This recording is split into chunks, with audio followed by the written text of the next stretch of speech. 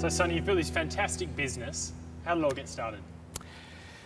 It started without a real plan, you'd have to say. We were all gathered together in 2006 as a bunch of freelancers to set up a workshop to make a series of dinosaurs, life-size dinosaurs for Walking with Dinosaurs, which was to be an arena adaptation of the well-known BBC television series.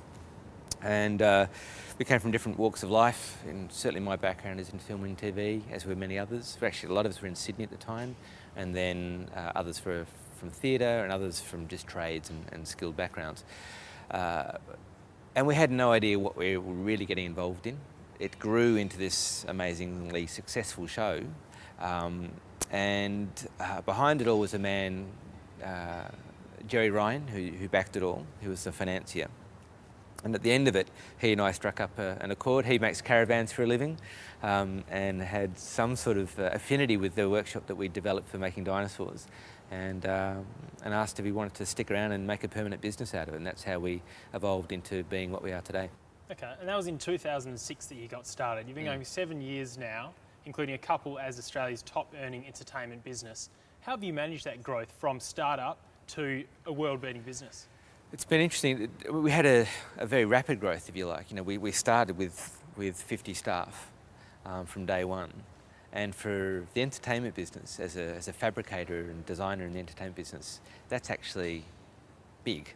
Yeah, right. So we started big. So the biggest management was that transition from being a temporary workshop to being a permanent business. Okay. And that was a slow realisation for me in particular, because I'd spent my life as a freelancer running projects, but I've never had to run a business, and certainly now I don't run the business. I have other people to help me with that side of it. But it's that whole permanency that is probably one of the biggest challenges to this business that we've had to deal with. Starting with Walking with Dinosaurs, you've set the bar very high. I mean, it's a bit like Apple, where they constantly release better and better projects, and they're plateauing a bit. How have you made sure to stay at the very cutting edge of technology and processes? Look, the same approach, I suppose. It's continuous improvement. It's very difficult for us to directly protect any of our IP. You know, we're developing IP all the time, and you know, by the time, in some ways, by the time you turn around and protect some piece of development, you've already moved on to the next thing anyway. I mean, it's the nature of what we do is bespoke fabrication. So every project is something new, and we don't make multiple units of it. So there's really nothing to cash in particularly to say, all right, well, let's protect this so we can make a mint out of doing this a million times. Okay. So we are predicated on that idea of continuous improvement, and we sort of feel with that heroic start of doing something so challenging with Walking with Dinosaurs that we've sort of got to jump on the rest, maybe a year or two of development, and now we just got to keep that year or two ahead of the rest from here on in. So it takes time and money, resources really, to stay ahead. And how do you make that decision as to how much R&D spend you put in? We're actually just talking about it at the moment. It's difficult. You know, when you're so busy, you have no time for R&D. When you're not so busy, you have no money for R&D. You know, so it's a difficult sort of balance, and we're just trying to find that middle ground now where we can plan that R&D. I suppose a lot of our R&D has been reactive to projects. Each project sets up that challenge in itself. Mm-hmm. So you respond to that directly, and you know, half of that you can take along to the next project. So it's sort of paid by the project in a way, but we are trying to find a way of being more proactive right now at this stage in our business, so that we can not literally do the Google thing of doing, you know, 20% of their time is spent on R&D, but something akin to that. And actually we're in the process of formulating that plan right now. Okay, looking more broadly at the business, it's obviously big project based. How do you manage that sort of lumpy cash flow? Well, I guess one of the benefits of being a bigger business, and we are part of Global Creatures. So I run Global Creatures, Global Creature Technology, which is the workshop side of it. We have a much bigger, I guess, mass to absorb the ebb and flow of our cash flow. So we have income coming from our various shows around the world, and then we have income coming directly into this workshop. I think, if I'm to be totally honest, if we didn't have someone like Jerry Ryan who's prepared to actually fill in those gaps and have the faith in this as a long-term business, that would be much more difficult than it currently is. But we're trying to get to a stage where we don't need to rely on that, and we're trying to actually, through our business structure, take out those peaks and troughs, which would otherwise be very damaging for us. So a good relationship with your financier and a diversified income stream. Yes. Looking at the brand, as a market leader, how do you make the most of that? Look, at our brand, really, our calling cards are our shows. And we've been very fortunate to have a series of touring shows around the world with Walking with Dinosaurs, with How to Train Your Dragon, and now King Kong in Melbourne, and hopefully in the next year or so, King Kong's somewhere else in the world as well. It's our strongest calling card. You really have to see what we do to believe it and to actually understand the benefits of investing so heavily in this. We don't do cheap stuff. We do the top end sort of stuff. So a lot of our marketing challenge is to convince people to go that extra dollar and to convince them that they'll get bang for their buck when they could get something, they could get multiple characters for the one that we provide them. So, but fortunately, we have a business where we can display our work in a fantastic context in theatres around the world. And Sonny, are the big stage shows enough marketing? They're a great calling card for us, but really our issue is that outside of theatre, our markets are very diverse. So if you look at where our puppets can be used, in theme parks, in museums, major events, one-off events around the world, there's no one central database to find those people. And we're finding that we want to be higher and higher up that food chain, if you like, so that we get in early, so we can sort of determine the best possible outcome creatively and technically for these projects. So we're not necessarily going to entertainment groups, we're going to businesses, we're going to developers, and most importantly for us is we're going all around the world for this sort of stuff. Very little of it exists in our own back door. Okay, and does a lot of that fall on you?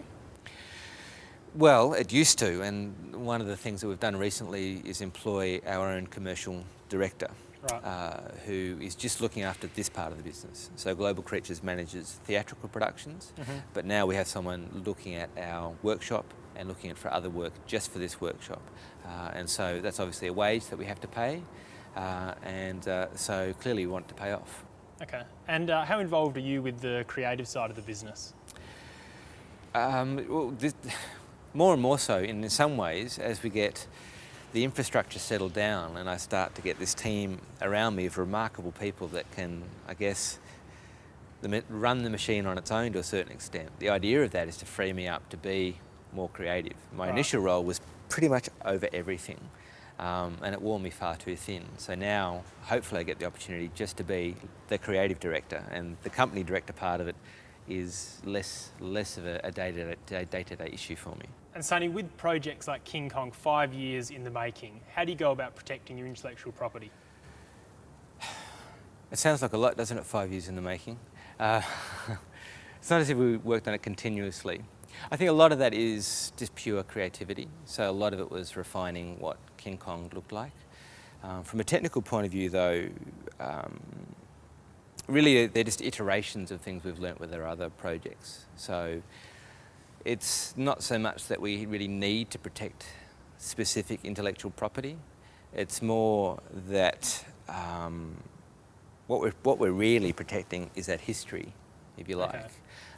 And it's what really gives us our advantage, is that we couldn't have built Kong if we hadn't have built dragons. We couldn't have built dragons if we hadn't have built dinosaurs. And to put those two together, you don't see one thing that makes it just leap above the other, but there's just this lovely evolution, if you like, to create these creatures that we have come out of the workshop these days. And obviously a very loyal, highly skilled staff is quite important to that.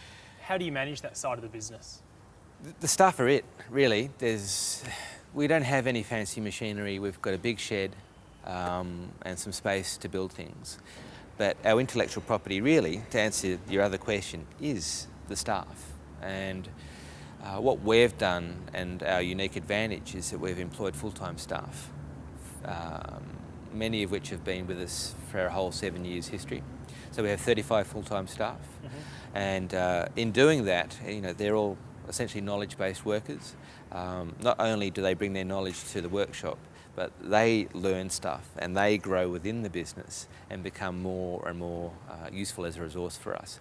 So, you know, it's this nebulous thing of intellectual property, and I think our strongest investment, in fact, is in the people. Now you're building amazing puppets. We went and saw King Kong last night, and it's just mind-blowing. Sort of guys just getting airborne just to make the legs move. What's the future of puppets? These seem it. It is a bit of a pinnacle, you'd have to say, you know, as an idea and as a showcase for a really important puppet in a fantastic, iconic story. It's hard to know in theatre where we go next, but something turns up, you know, and I just think the sky's the limit to a certain extent. I mean, what's really nice about these projects is we're making puppets to mainstream audiences, and they're loving it. And so, you know, we've moved beyond Punch and Judy, and people are taking puppetry seriously. So I think, you know, we've in some ways been part of the education of an audience, which has raised the scope of what's possible. So, Sonny, what are the 3 keys to your success? Definitely people. It all starts with the people. I think then the opportunity, making the most of that opportunity, and finally having someone have the faith in us that we're going to pull it off. I think without those 3, we wouldn't be here today. It's a terrific business, Sonny. Australian-made, creative industry. You're doing a great job. Thanks for your time. Thank you very much.